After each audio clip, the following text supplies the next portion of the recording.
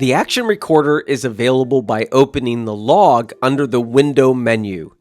As you work along in JMP, the Action Recorder in the log captures your preparation and analysis steps, producing a scripted, repeatable workflow that makes the processing of new data more efficient.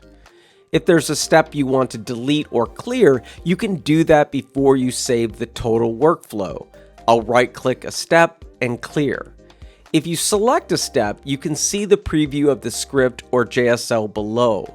Selecting all steps will present a preview script with all the steps merged into one script that you can save and then rerun.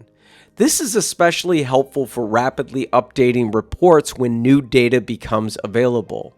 We developed the Action Recorder to help you improve your analysis workflow efficiency, letting you spend less time documenting steps or preparing data and allowing you to focus more on what's needed most.